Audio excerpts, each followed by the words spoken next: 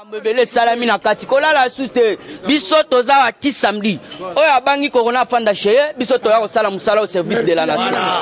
IDPS viva! IDPS viva! IDPS viva! Viva! Viva! Viva! Et c'est Fatibé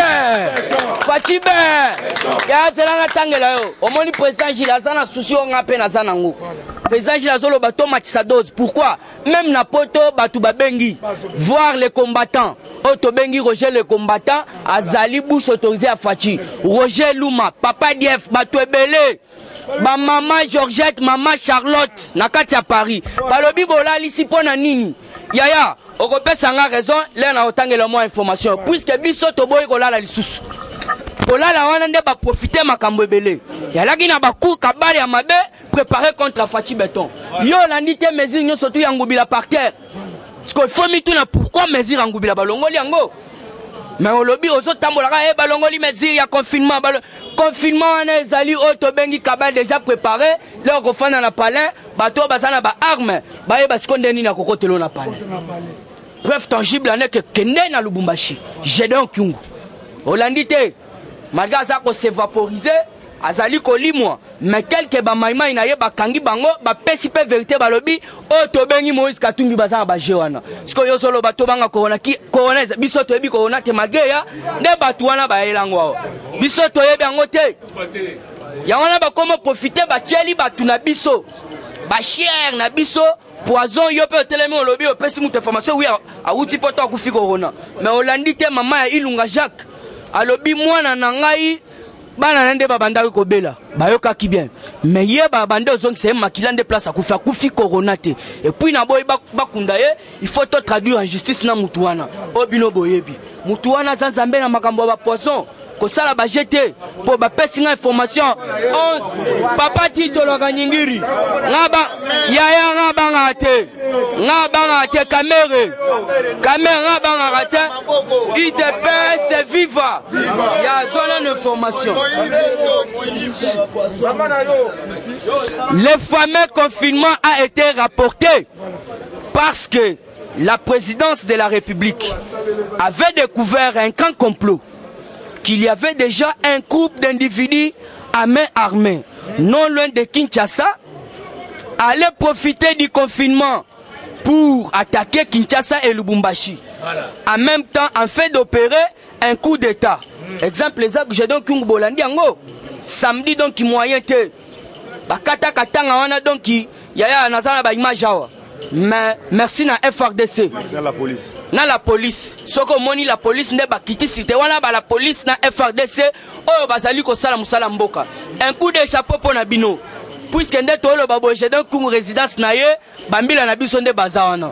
Ye ali mwe batobele batunga pourquoi bazoka nga ete ceci cela. Azali ko limwa. Oko kanga ndengeni. IDPS viva. Bakabal wana nyoso tout ezalaki déjà préparé.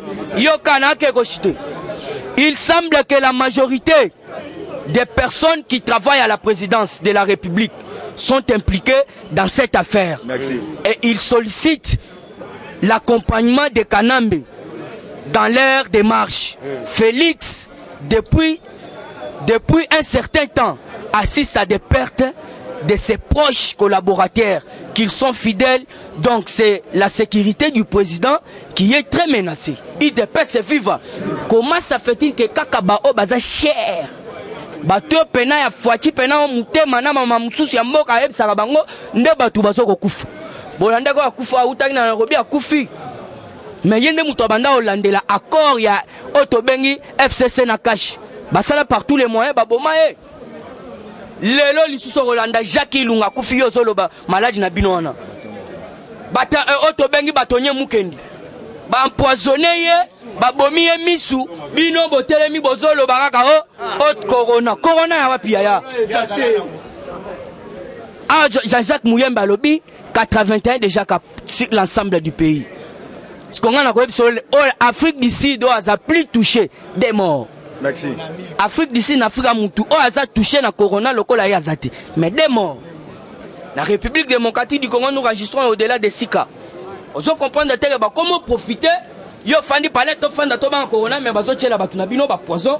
Ah ba coup kabal peso raté. Président Julien. Ah kuna na victoire. Ngubi ata mona na bana na ena ba machete. Président Dieu merci. Comment ça fait-il que Ngubi lazo tamona na troupement et puis dans la police yo zo kanga bato zo ke tondisa bango na cachot. Corona koko tate na cachot. Et comme il tracasserie moyen te. Il y a un comprendre confinement en exaté. Et puis message à liboso mon konzambo kalobaki. Aza alobaki te ke ba magasin kangama. Ya magasin wa kangama non de Congolais za mutozo vivre tout du jour. Il faut bien comprendre que zam otobengi ba kabana bango ya mabe ya FCC. Ya ngono yo ki fati béton a décrété état d'urgence. IDPS viva. Na état d'urgence mutolo barazaka mokonzamboka.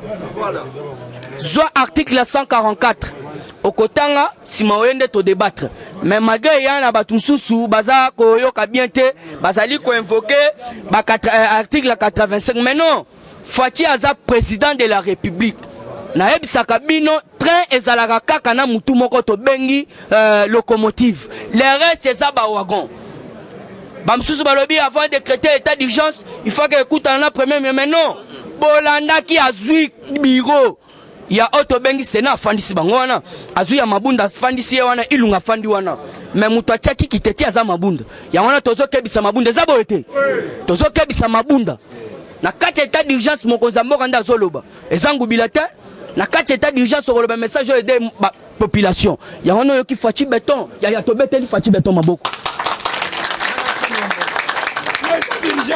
Yango bilalobela maina kura bato futa te. Il faut le maina courant bato futa te. Il faut le makambo yo ezota la peuple. Merci président Gilles. Na yo ki pa information na Kin 24. Balobi yo za Bayer. Mutu aza na mbongo ko futa te ko tungisa ye te tika ye 2 mois. Information na zo ngona Kin 24. Ko tungisa ye te soki batungisa kende yebisa ke funde pas l'état. Lebo comme et pas l'état bo yebisa bango to alaki na confinement. Puisque c'est Fati qui dit Yangwana lobi mai na courant eza ofele na kati état d'urgence maloba koloba yangwana na kati état d'urgence eza ko luka oto benge tufumate o soulever guerre te yangwana to yebisa bino papa biso to la sous tête ozawa Roger Luma les grands combattants maman Georgette oto bengi papa de fitoza awa kaka ti samedi to bitso to banda koya puisque to moni ke makambu ya cesse ezo sala manase to leki na kati actualité politique mambongo to boya oloba to lobela ba 15 millions président yo ata sa fazwata mais lelo ba ke kanga sumbongo mususu zwa oto bengi 25 chasko ba 9-0 na simana na yebi ko benga on so milliard so million zwa 25 parce que tchaba 9 voilà ba 25 milliards na kati ya cave privé ya Kamere na Bukavu ba précision zawa na ba preuve biso to pesa preuve na Bukavu kuna na cave Kamera tient 25 milliards yangana ba lobby 25 milliards retrouvés dans une cave privée de Vital Kamere à Bukavu 250 cartons en bloc un bloc égal à $1000 et dans les cartons c'est 1000 blocs papa nazo sabino mutu wana za mutu mabe Kamere aza buvunde baye kobe yaya pour votre information chef de l'état Fatibe donc ça sur le Fatibe basali déjà réunion comment limoger otobengi Ilunga puisque Ilunga soko ke na constitution immédiatement il doit démissionner puisque jusque là Ilunga ne fonctionne pas. L'ordonnance Oezali kolakisa ete gouvernement ya Ilunga za ko fonctionner jusque là ça traîne na mesa mokonza mboka bakota ki réunion pona ko limoger Kamere yaya Kamere azana ba dossier belé ba pesa information na ndenga libanda il paraît que Akimi président azawate Kamere Akimi azana mboka te yangana yoki info perso alobi bato boye Fati akanga bango atika mawa alongola nanu to bengi bonzambe ya Philadelphie puisque bato wana balingi ete IDPS viva mokonza mboka papa Fati papa Beton longola mawa longola ko melati mela kene mawa ko bomisa yo bas tala bas bazoloba la kisa bas bas bakanga te bakanga te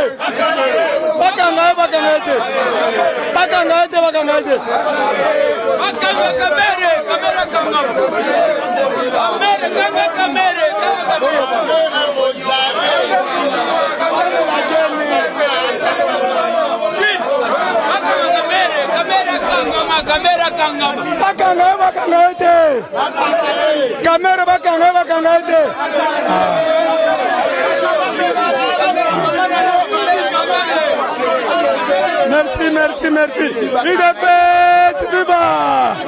Merci beaucoup. Base va signer. Mokonzi Mboka, bisonde tolobaki retirer signature.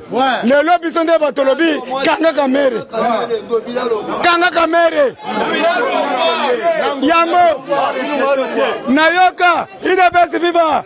Nayoka nzembu moko boye.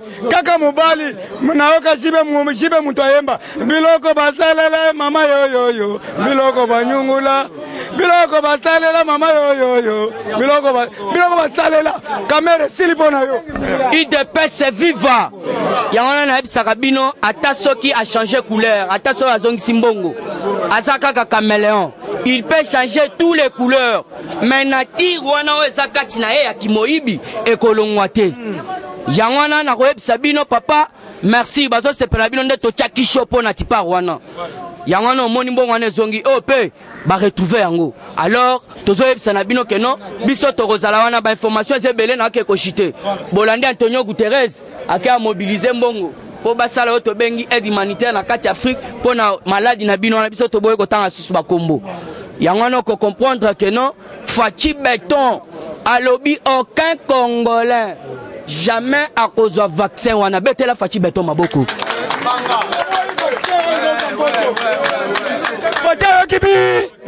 Alobi aucun Congolais au vaccin aux autres poto. Bango ne bazo ku febele, bami beta vaccin wana.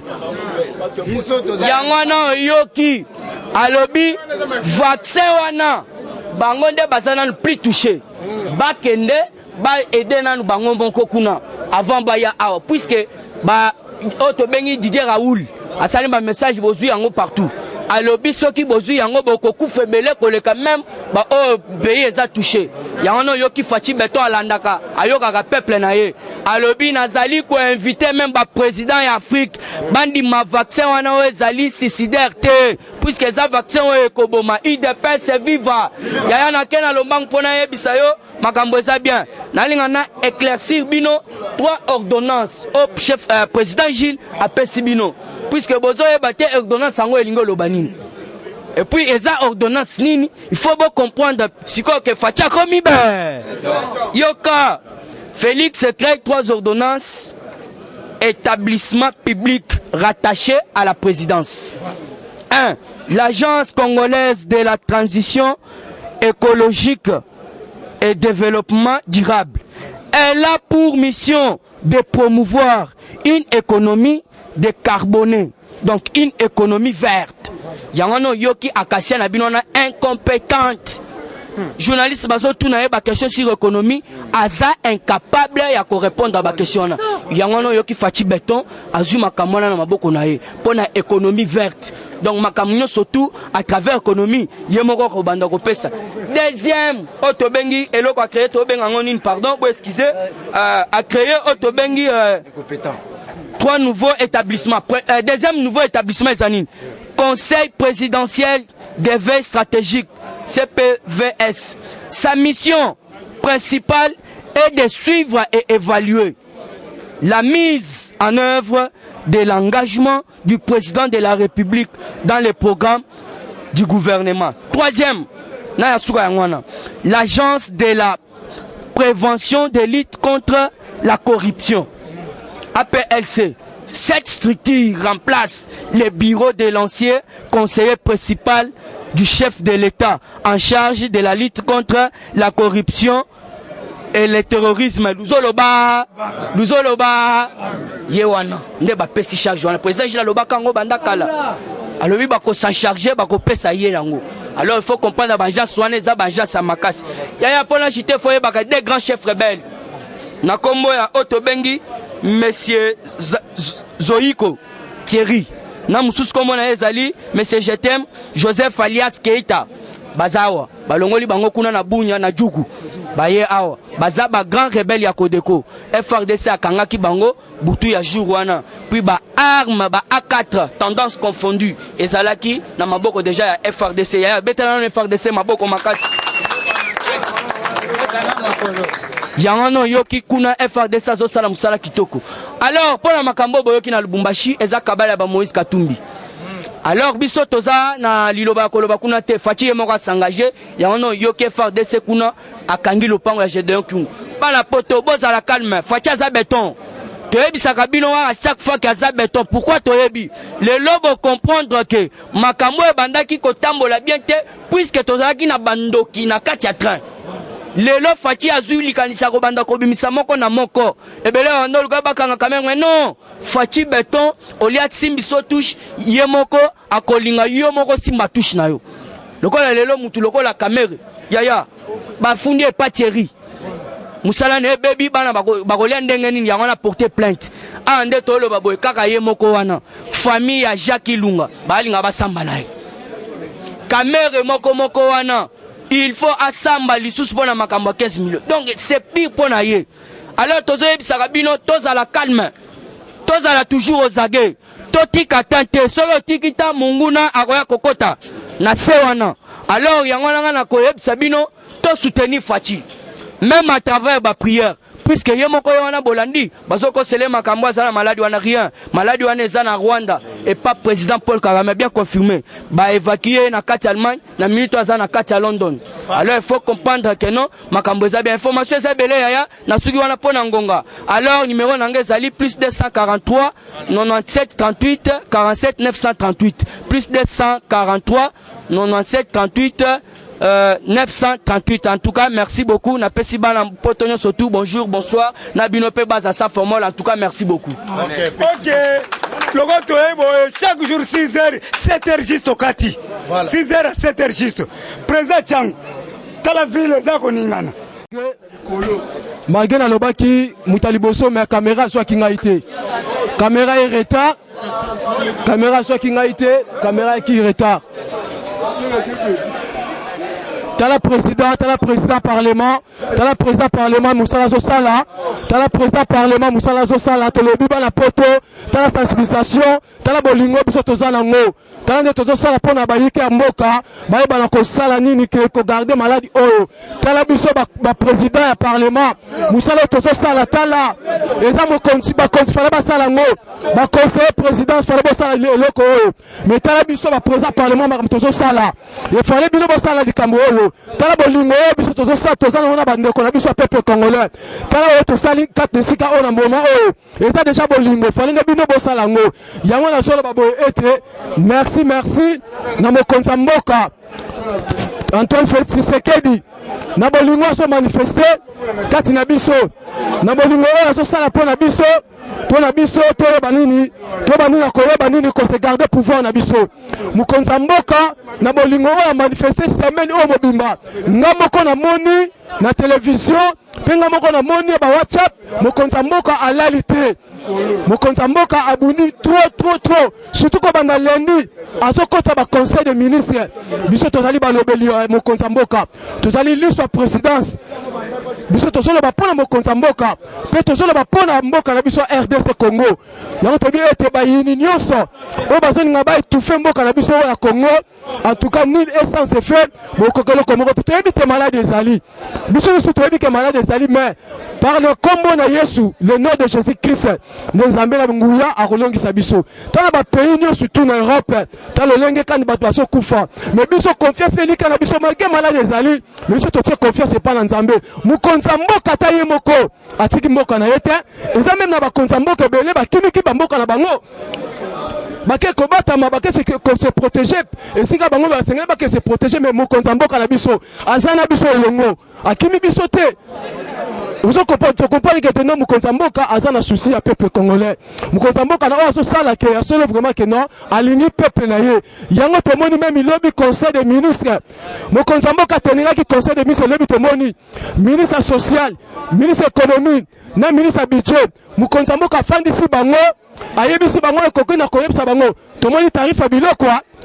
Tarif ya biloko tomoni ngo ba brancher na Zigida na Selembao na Mawenzelo qui na Kimbateke na Mawenza Liberté ba brancher déjà ba prix biloko ça ka fou batie 100 000 francs congolais mais ça ka fou dernièrement te quand même ba 160 ba 170 000 lobi na tali ba prix biloko batie ba brancher ngo batie ba papier so que même na Liberté comme on même na tongo le mo Konzamboka pesa merci le mo Konzamboka pesa qui a lobby pas betimbela na makambo etali ba prix biloko saka fufu natali prix nango 100 000 francs congolais bidon mafuta ya 5 litres natali ngo ba 13 000 francs congolais na moni kaka biloko na prix moko ya C biloko suna na salimo Konzamboka alingi te décadence kota kata mboka na ye alingi te bato ba profiter na likambo oyo teli coronavirus po te bakabale kota na kata CC tozo remercier mo Konzamboka biso to lobelaka toujours mo Konzamboka to encourager kaye parce que papa na biso papa na bana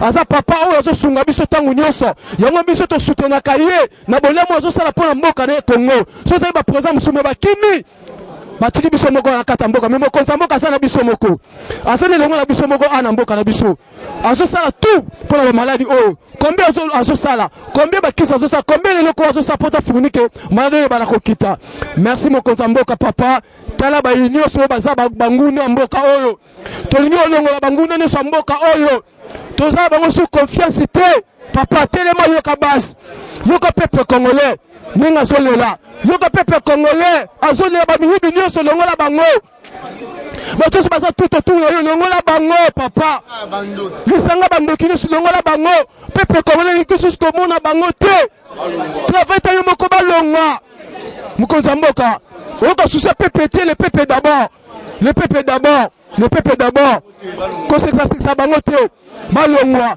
le peuple d'abord ta la peuple azolela peuple a tient confiance tu es intègre juste fidèle Mukonzamboka zo travailler na on na bolingo on ne souhaite mama mboka siko bongo peuple yango azolela le peuple d'abord toujours ka souffrance kotaka na bayo ne se basa simono bango baso intercalé bola moyen te na kata mboka merci maman faire social merci maman économie merci ministre budget na prix ya biloko obino bozui etikala kaka bongo na ligne te lelo botina bargent bakota kota na bawenze lelo botina bargent bakota kota bawenze ba prix biloko lebi bo fixer na télévision mais to ligne te zo art et nzela tolingi te ke ezaka étiquette to boye ezala étiquette te ezala étiquette te ba prix biloko bocholelo bokota na banzela bokota bawenze ba prix ne manifester Mukonzamboka merci na ozo sala papa ça ka fou 100 000 francs